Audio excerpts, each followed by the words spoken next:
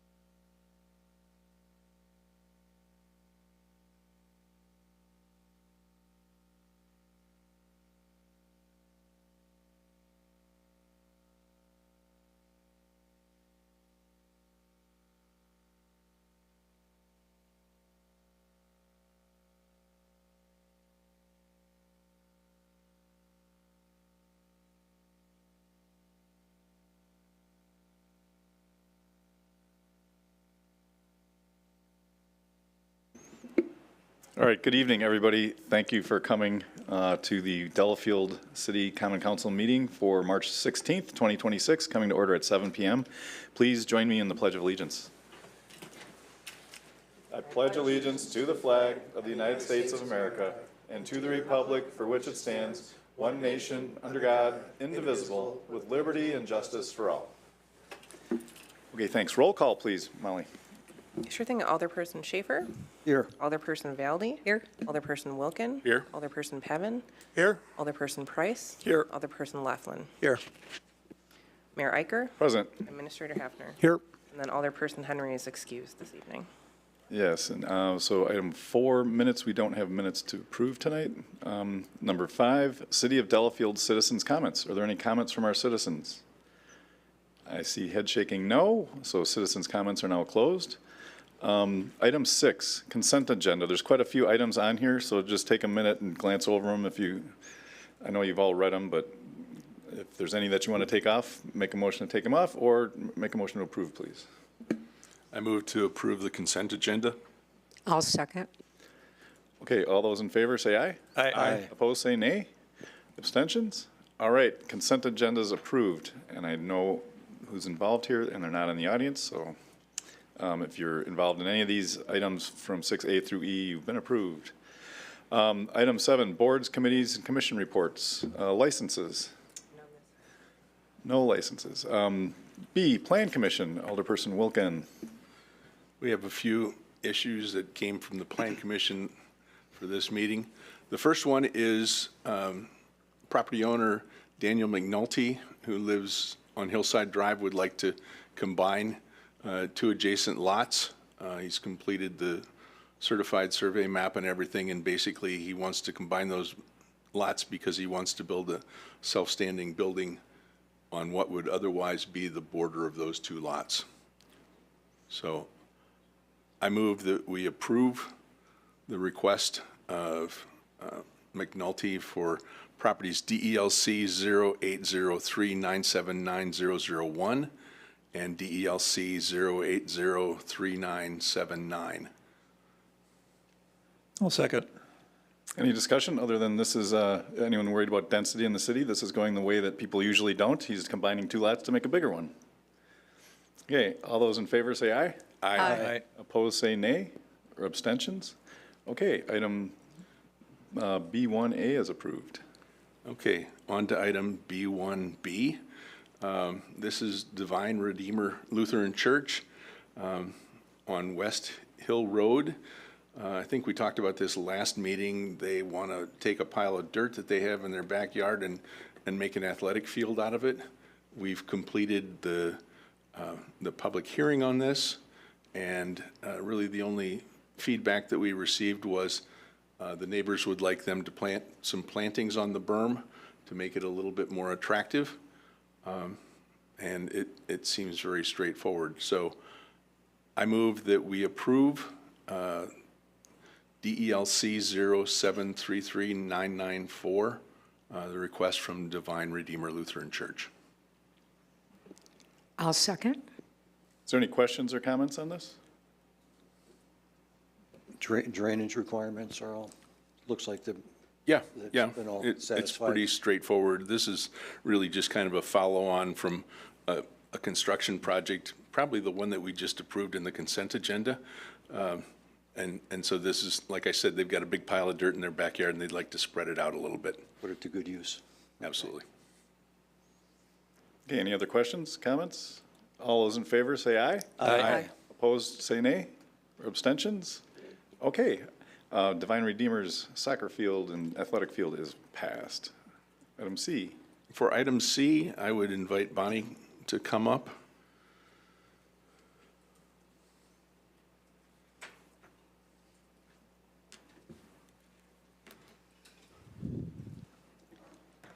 Bonnie, is there anything else that you haven't already told us about this project? I don't believe so, but I'm happy to give any information I can. So this is Bilbar Farmers Market, conditional use and site plan, final approval.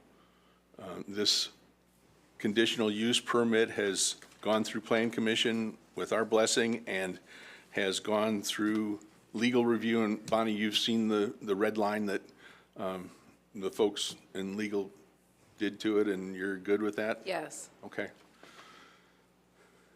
With that, I move that we approve DELC 07439999008,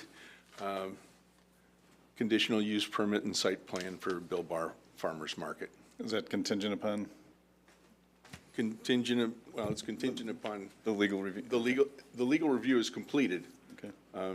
and, yeah, as reviewed by legal. If it's completed, then there isn't more? Is there no more? It's red line, right? It's red line. Okay. And we're in good shape. Okay. So Tom, I don't know what do you think, Tom? Yeah, I was just going to say that you could just say incorporating the legal review comments received today.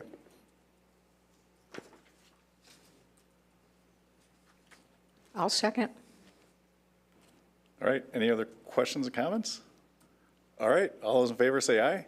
Aye. Opposed say nay, or abstentions? All right, well, thanks for coming out. Yeah. Thank you, Bonnie. So motion passed. Very good. Anything else for Plan Commission? That's all. Thank you. Thank you. Mr. Price, Alderperson Price, Lake Welfare Committee. The last Lake Welfare meeting was canceled, so we did not meet. All right. D, Park and Recreation Commission, Alderperson Schaefer. No meeting, no report. Our next meeting is 1 week from tonight. All right. Alderperson Pavin, Public Works Committee. Yes, there was a meeting. Microphone. There was a meeting. I was out of town, but Mr. Jahinski, Dan, sent me all the notes from the meeting. A couple items here I might want to comment on. Tom, if I get off the rails here in any way, get me back on. So there was some comments from some of the citizens living on Woods Road. To have that road paved, they'd like to have it as part of the 2026 road plan for the city. 2027. Yes. Yeah, okay. Approved in 2026. I'm not familiar with that. Look, I was going to take a ride out there today, but the weather kind of nixed that plan on me, so I'll go review it in the next few days, but I'm assuming it's a legitimate, worthwhile. Yeah, when I have when we get photo- to that specific item, I can discuss it in a little more detail. Okay. I have photos of the road too, if anybody wants to see. Of Woods Road? Okay. Also, the street improvement plan and biddings have gone forward. So they're on schedule. To your disappointment, Tim, there were no bidders for the stairs on the City Hall. And I guess that's going to have to be rebid. Is that correct, Tom? That is correct, yep.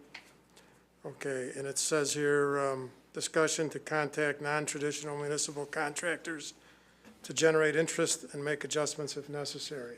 Do we have people lined up for that, or? We're going to be making some phone calls. Yeah, we're going to be reaching out to concrete contractors that don't traditionally work for municipalities. It's a little bit of a new experience for them, going through the bidding process and having to provide bid bonds and performance bonds and all those good things. So it'll be a little bit of a hand-holding exercise, but we do hope to find some kind of non-traditional contractors interested in doing our project. Do we think we can get that done in 2026, or? The key is, can we get someone to bid on it Okay. first? Gotcha. And that'll answer the question of whether we can get it done. Okay, and then as part of the packet that was just approved for Bill Bar Farms, it was approved with a recycled asphalt millings being used for the parking lot and delineation lines put in for parking at the Bill Bar Farms. Oh, and the Genesee Crosswalk, apparently we're going to install the same material that was used on the Dopkins Street last year. Yeah, one follow-up comment that I'll just make for the council's benefit is that Public Works, there was a lot of discussion about this, and one Public Works committee member in particular really feels like we should stick with the real brick and the real concrete crosswalks. He feels very strongly about it. He feels like nothing looks as good as the real thing. But again, as a reminder, we're doing these crosswalks as a kind of a pilot project to see how they hold up. And more than likely, we're looking at somewhere in the probably 3 to 5 or 6 year time frame before we really need to reconstruct Genesee Street again. So that kind of gives us a time frame where we'll have to make that kind of decision. From day one, the Public Works maintenance workers were not thrilled with the real brick, and it's been a challenge to maintain. So just putting that out there, keep your eyes on the existing pilot project we have over at Hopkins and Milwaukee. There is some peeling starting to occur already. But in general, I think it looks really good. But keep your eyes on how they perform, and we'll have to make that decision here in a couple of years. I will agree that initially the brick looks better. It's when it doesn't look better that it looks really bad. That's, I think, that's the drawback to using the real brick. But like you say, I guess we have time to study how this holds up here on Hopkins Street. Yeah, and the real problem is trying to find a maintenance or construction methodology for repairing the concrete ribbons. I mean, without removing the full concrete and replacing, it's a challenge to do, and then the challenge is more significant considering the traffic volume and the fact that it's a main arterial through downtown and that we cannot shut down for a week or something like that.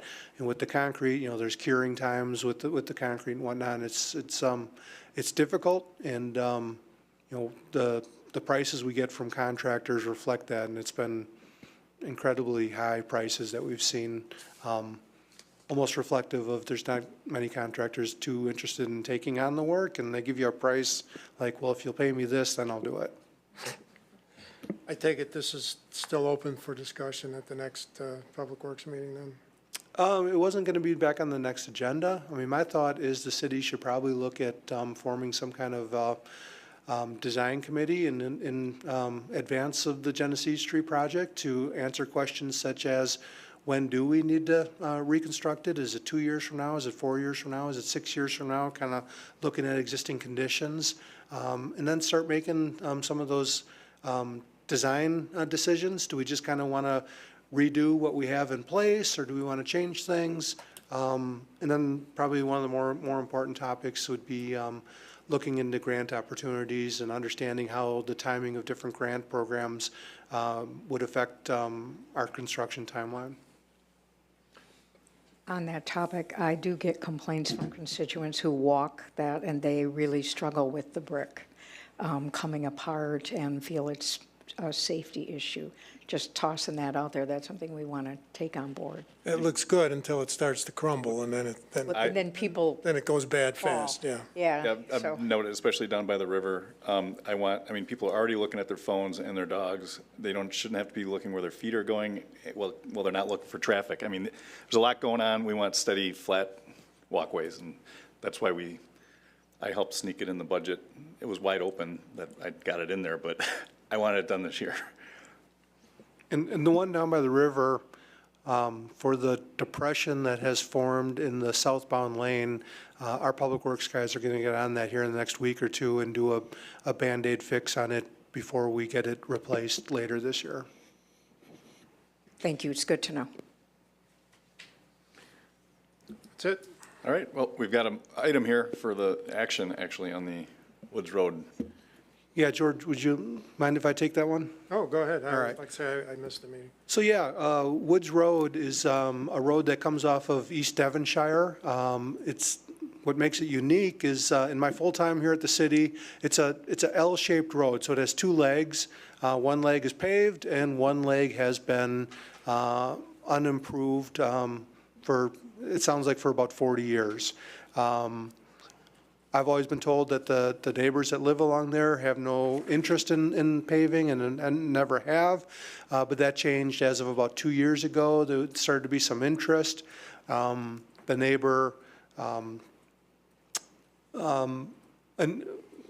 initially, they just wanted to do some paving themselves and said, what kind of approval do we need? And I said, well, yeah, it's in the city right away, so we would have to approve if you want to do something, but hey, because it's in the city right away, the city would typically do that for you. But the whole issue is they did not want a full public road, which our standards are that it has to be a minimum of 24 feet wide. So they came before the Public Works Committee asking, would you approve a substandard road with regards to width? They were asking for a 15-foot wide road. The Public Works Committee recommended approving something in the 16 to 18-foot wide range, which the requester was accepting of. And so Public Works Committee recommended that we do approve paving the road and putting that in the 2027 budget. There were a couple of conditions. Those conditions included the city will perform the tree and brush clearing to provide proper clearance for public safety and maintenance vehicles. We will do a paved hammerhead turnaround at the end of the dead end, and we would only pave a distance about 450 feet that goes far enough to capture the two driveways that would be served by this road. So I would encourage you to include those conditions in any motion for approval. I have a question. Is this the only unpaved road in the city? The only other one is, most people don't even know it's part of Church Street, but Church Street on the east side of Genesee Street, which goes back to the police boathouse, is a gravel road. Oh. That's the only other one. I know that one. I didn't know it was a road. It actually is a road. We get credit for it on our annual street certification with the state that contributes towards how much we receive from them in transportation aids. I move to include this in our 2027 road improvement projects, subject to the conditions put forward by Public Works Committee. I'll second that. Any other questions or comments? All in favor, say aye. Aye. Opposed, say nay. Or abstentions? Okay, that is approved, and we move forward into the budgeting process. I believe that's it for Public Works. Delhart Commission, we have our next meeting tomorrow. I don't have any other updates than that, but we're finishing up with our audit, I believe. Police Commission, No meeting, no report. okay. Library Board, I know there's different meetings going on with the county and the funding formulas that they're working on, so I hate using those words because it brings back 4 years of terror for me. But funding formulas are tricky, and they did not arrive at a conclusion everybody liked, and that's not a surprise. But that is something that's going on in the background. Other than that, the report for the director is in our packet. Zoning Board of Appeals, there was not a meeting. Promotional and Tourism Commission. No meeting, no report, but there is a meeting coming on April 14th. All right. Lake Country Fire and Rescue Board, I do not believe there was not a meeting since our last meeting here. Deer Management Committee. The Deer Management Committee has not met since our last meeting, but I do have a report. I had commented last time that I would get information on our deer harvest for the city. So I talked to Joe Reynoso about that. He said we had 16 deer harvested from the stands this year. In contrast, DPW collected 26 deer. By comparison, Neshota House had 14 deer harvested, which was down from last year, and the town of Delafield said they had 18 deer harvested, which sounds like about half of what they've gotten in the past. So with all that information and the fact that I saw 10 deer on my way in just tonight, we're going to be working on other alternatives to control the deer population. I've already done some online research and found out that City of Brookfield, City of Pewaukee, and Sussex all have deer management processes that we need to take a look at and compare with sharpshooting. Yeah, we, with the city engaged in that years, a decade plus ago, with some private permissions for individual subdivisions, and they come in, they're effective, and they go. They're expensive, but they do a good job, and we'll see. We'll enjoy the controversy that it entails.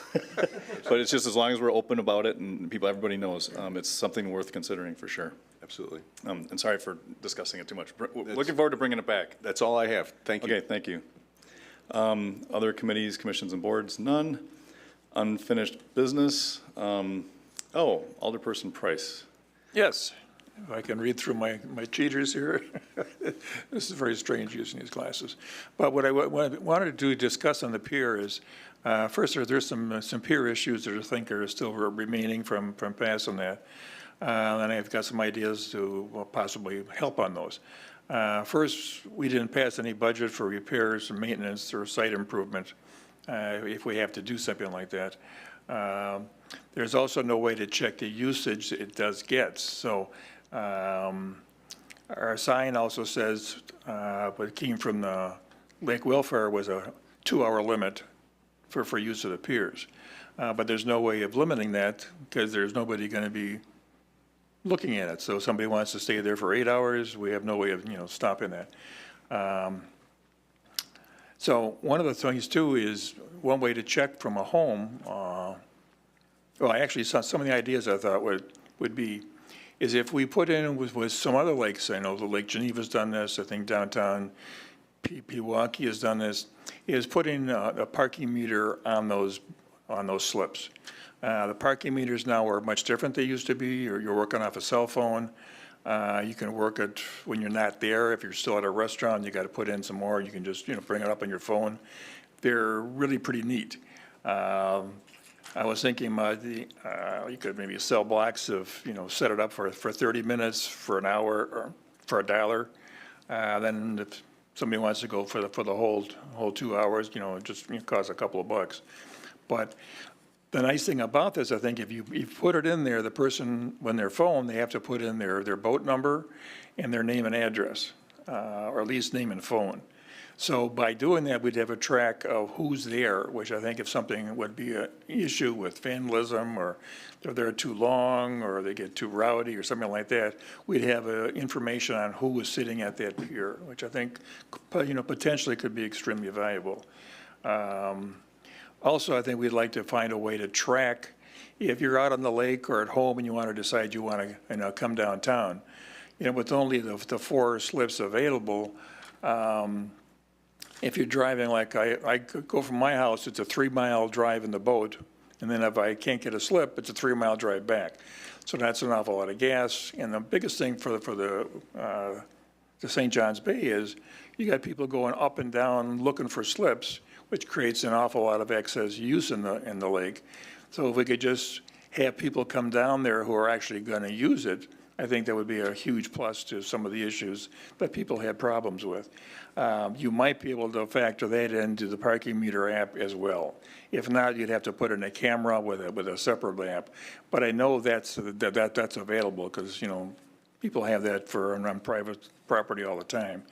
So if that's something to talk about, I think probably some people at DPW have contacts with where to get this stuff. If not, we could get a couple of people together to try and do that. But I just wanted to throw that out and ask for any other, comments on that or any other ideas that might raise some money to pay for some expenses. I'm sure we're going to have some.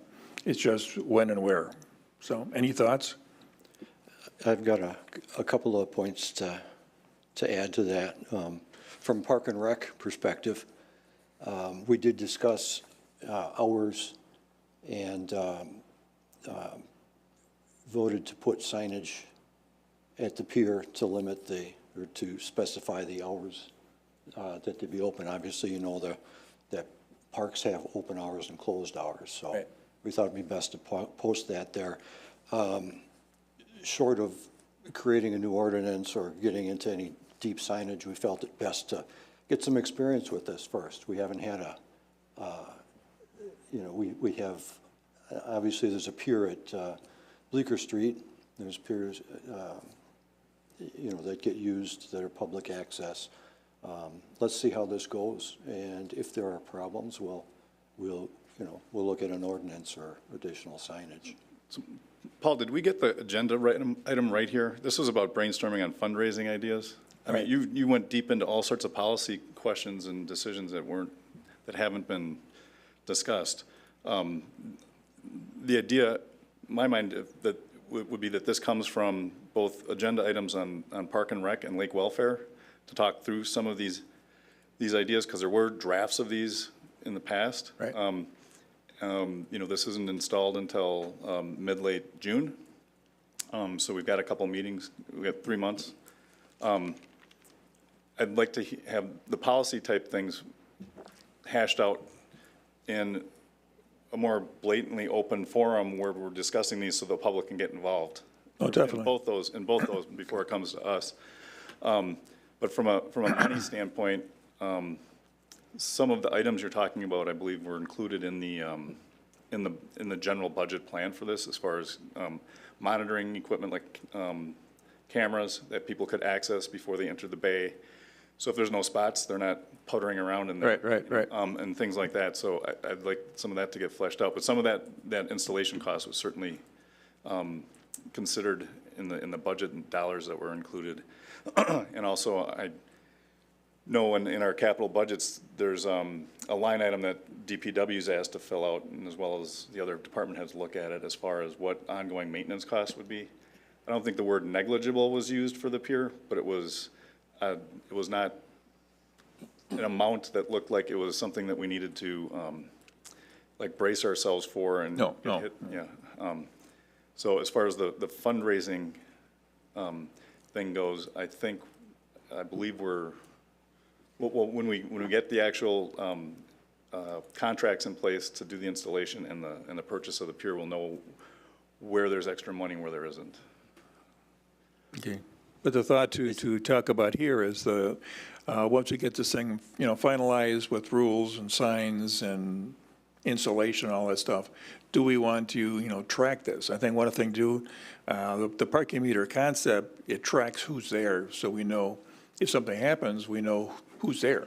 And it also brings in, like a couple $100 a month that we could add to our budget, for any expenses there or any other expenses along the lake there. But, I don't know, people don't want to raise any money, that's fine. How much do parking meters cost to maintain? Well, all winter too, that's what we have to find out. I don't have no clue what those things cost. Yeah. But we have parking meters at downtown now, so it'd be, don't we? I don't, Do we have any meters? Or, no, it's just, we updated our signs. just a chalk thing, yeah. We updated our signs to be able to enforce the existing parking conditions that we have. That's right. It's basically an app. And we've basically gone back to chalk too. We tried a technology thing. I was talking to Chief Landon Nagrin, and he said the tech thing wasn't working, so we're back to chalk. And so we're back to old school. So a lake welfare question that may be put down for a discussion would be marking a route for people to follow that might be less, little deeper, because there are parts of the bay that are deeper than others, and also signage for the fact that we're not allowed to dredge, so tilt your engines and be mindful that it is a protected area. Can we abstain from discussing the policy related to this particular item? On the agenda, it's specifically about fundraising to raise money, so we're getting off topic a little bit there. Okay. I do have a comment about that. Again, from Park and Rec perspective, DPW and city, staff in specifying equipment for parks. DPW is always very sensitive to and very aware of maintenance costs. And I think they design these things to be low maintenance because they're the ones that have to maintain them. This is a rotomolded float with an aluminum deck. It's extremely low maintenance. I've got a rotomolded dock that's 15 years old. Other than throw a bucket of water to rinse it off once in a while, it's required nothing. this should be very low maintenance. And DPW works with Park and Rec in coming up with the maintenance budget every year. We have we have millions and millions of dollars worth of equipment in the parks, from Fort Cushing to the Veterans Memorials, playground equipment, bathrooms, shelters, picnic tables, sports field equipment. There's a $112,000 maintenance budget for the parks. Anything that this pier would require would be a drop in the bucket in terms of park maintenance. So I think negligible was the right word. Well, maybe we could set our fees for the parking lot to come out to $112,000. Would that work out nice? To pay for the playground equipment. Sure. So, Just one comment. I believe, to Jackie's question, I believe part of the court decision on allowing this to go forward was to mark the bay, to have markers in the bay. Again, we're talking about things Okay, that are all right. not, and I don't mean to stifle the Yeah. idea that we should have this conversation. It's just, it hasn't been properly published for us to have it in the absence of people that would be interested in engaging in this. Because if we come to some conclusion and we go on, they didn't have their day to be present, so. I'm not, There just wasn't a notice Yeah. of this subject to be discussed, so we're a little out of bounds with it. That's all he means. Do you understand what that means? yeah, I'm sorry, Paul, if Yep. we mistook something and made it too narrow, but that no, that's was- fine. That's okay, all I wanted okay. to talk about is finding ways to maybe make a few bucks off the pier. I just want to throw this out there that, before we pursue this any further, I would like to review both our construction permit and also our grant agreement to make sure that there's nothing in there that says that we can't charge for use of the pier. There may be, I can't quite remember. So that's one thing that I'll be reviewing with regards to this. Good point. But having said all that, if this is a subject, someone can ask it to be on the agenda for next meeting and have it noticed so we can talk about it, right? 100%. Yeah. I'd like to have it go through formally Park and Rec and Lake Welfare Okay. prior to us. I'll bring it up at Lake Welfare. Okay. All right. Okay, we'll consider that closed if that's okay. Sure. Mayor's report. I have something way more fun than all that. It's kind of sad that he's leaving us. But Paul Zellner retired, as you may know, or is in the process of. I don't know, did he have his official last day? No, official last day is April 1st, and he assures me it's not an April Fool's, and it's real. But I know there's a luncheon for him last week. It was a good turnout, and he'd be here, but he might be out plowing snow. He would be here, but it's not his style. I tried to get him here and couldn't do it. So limiting this to an official proclamation in recognition of the public service of Public Works Foreman Paul Zellner. Whereas Paul Zellner has served the city of Delafield and its citizens for nearly 45 years, since he was still in high school in 1981. And whereas Paul Zellner first started with the city as a paid on-call firefighter and served as a member of the city of Delafield Fire Department for 27 years. And whereas Paul Zellner's public works career began in 1994 as a laborer with the city of Delafield Public Works Department. And whereas in 1996, Paul Zellner completed schooling and became a state of Wisconsin certified operator in groundwater and municipal water distribution systems to operate the then newly constructed city of Delafield water utility. And whereas in 2002, Paul Zellner was promoted to the Public Works Foreman, and in 2005, he was appointed as interim Public Works Superintendent for 18 months. And whereas Paul Zellner has announced his plan to retire, with his last day of Public Works Foreman being April 1st, 2026. And whereas Paul Zellner's remarkable career stands as a testament to his commitment, professionalism, and unwavering devotion to this Delafield community, and through his efforts, he has made a lasting contribution to the health, safety, and overall well-being of the city of Delafield. Now therefore, in grateful recognition of nearly 45 years of exemplary public service, be it proclaimed by the mayor and the common council of the city of Delafield that we commend Paul Zellner on his achievements, extend our sincerest gratitude for his distinguished public service, and wish him a long, fulfilling, and joyful retirement. Proclaim the 16th day of March 2026.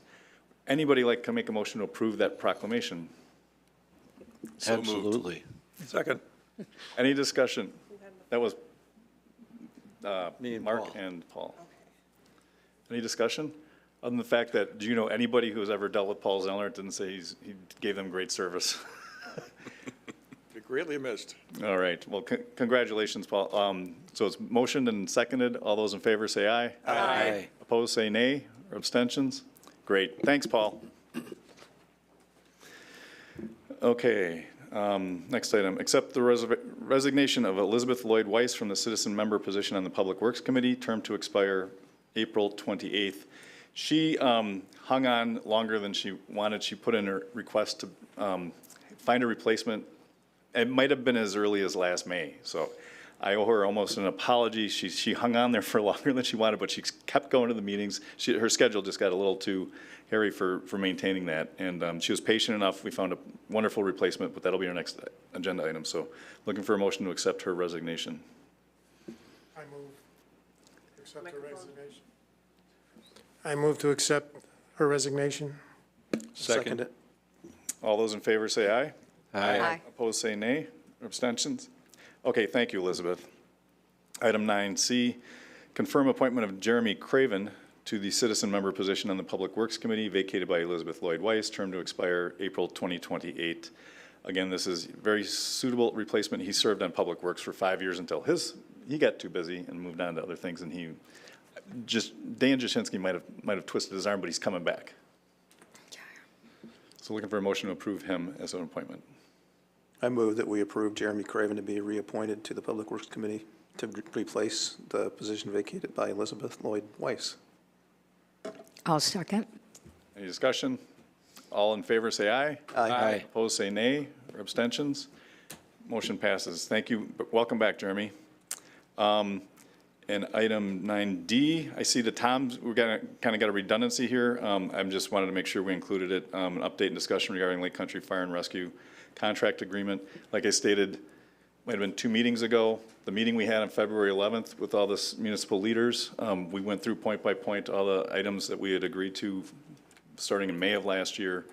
And we're part of the contract discussion in October where we gave it a 1-year extension. We got agreements on all 5 points by all 7 municipal leaders, and it's going through the process, and Tom will bring us up to speed on what those next 2 steps are. But that is all moving very well, and it'll be a relief that gets done in the next few weeks.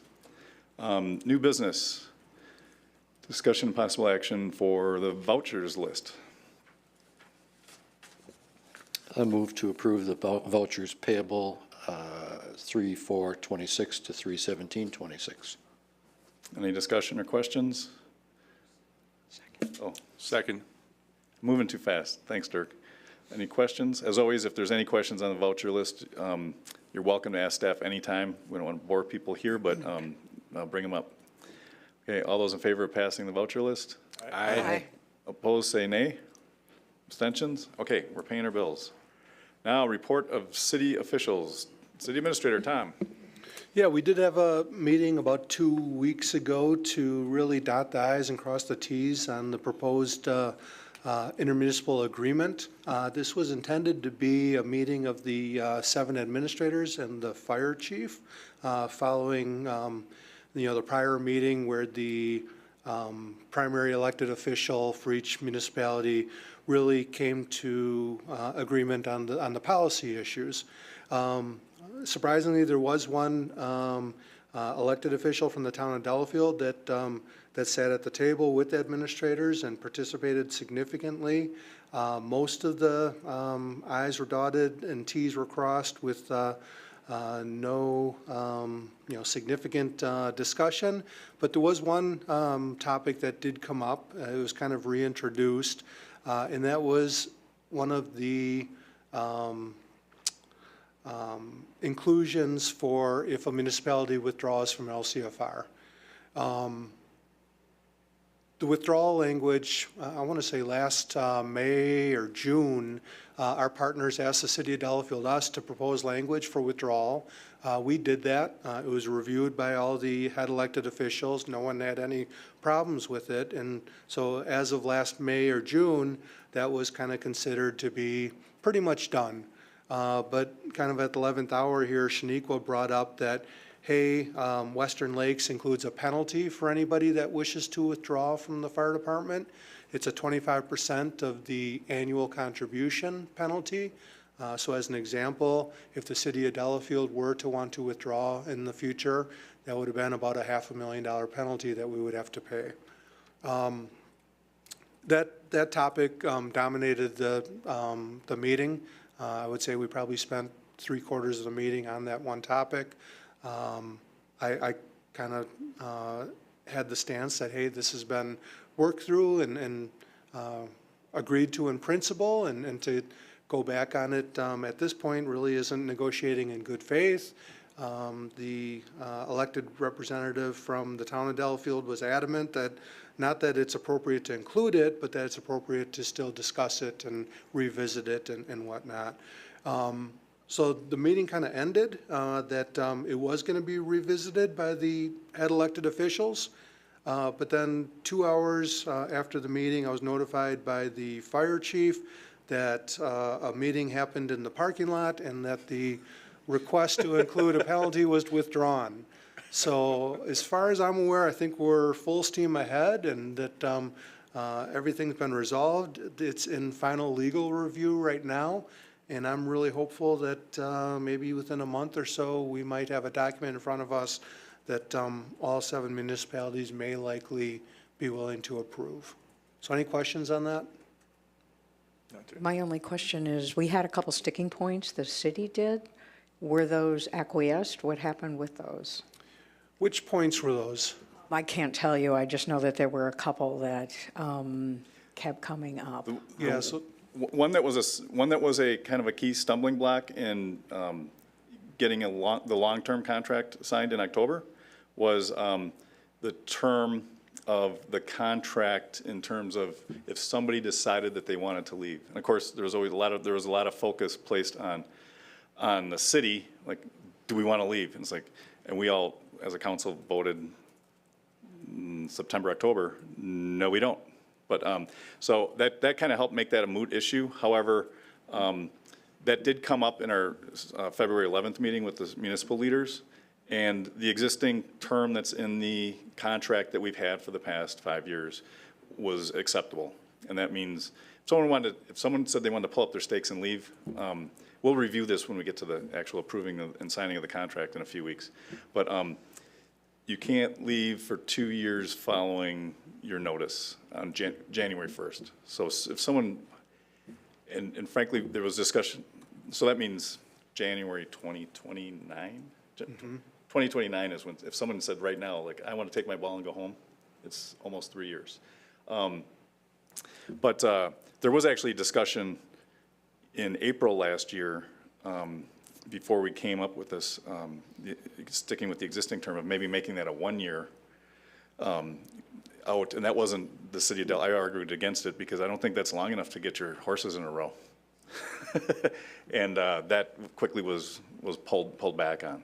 But that was probably the sticking point last October, is whether that should go back, should be like reset out to 5 years. It's not much point, frankly, based on how the conversations went since then, to revisit that. And I don't think there was any other issue other than we had what the administrators worked through, and those were some budget deadlines that in October, we didn't think we were going to be able to resolve in 6 weeks. And so these are things that the administrators talked through, in my understanding, 2 weeks ago, and got all the dates to line up, so you're not trying to be in 2 places at once. yeah, one thing that is kind of included right now, that'll be a little bit different for each of the communities is, we're looking at a fire budget approval date in October.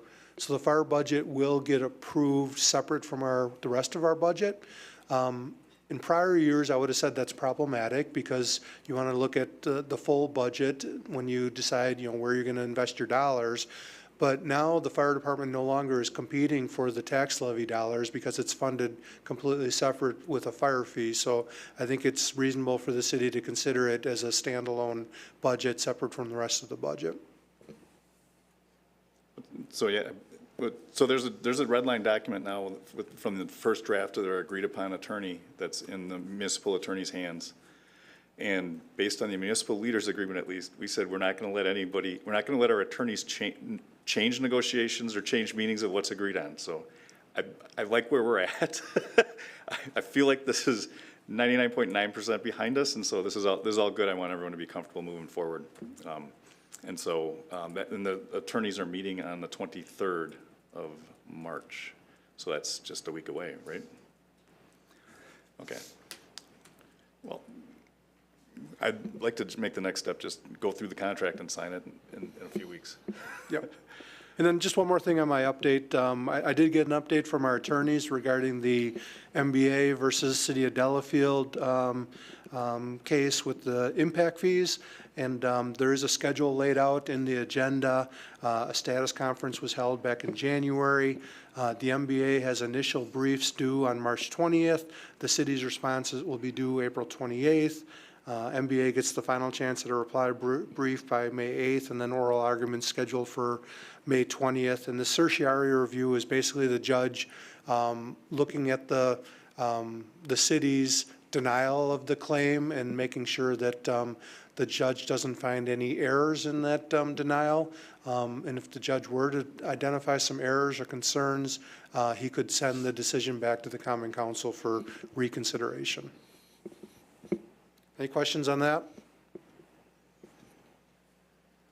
All right, thanks, Tom. Yep. Molly, city clerk report. Yep, so just another election reminder. The actual election is April 7th. Polling location is here at the City of Delafield in the Common Council chambers. The polling hours are 7 a.m. to 8 p.m. on April 7th. The first round of absentee ballots will be mailed tomorrow, March 17th. And then in-person absentee hours are March 24th through April 3rd through regular office hours. And I do have some Saturday hours, 9 a.m. to 3 p.m. on that 28th. And that is all for that. Awesome, thank you. City treasurer, doesn't say there's a report in the packet. Council requests for future agenda items? Okay, anytime, reach out. 12, correspondence in the packet. 13, adjournment, seeing no more business. We are now adjourned at 7:47 p.m. Thank you.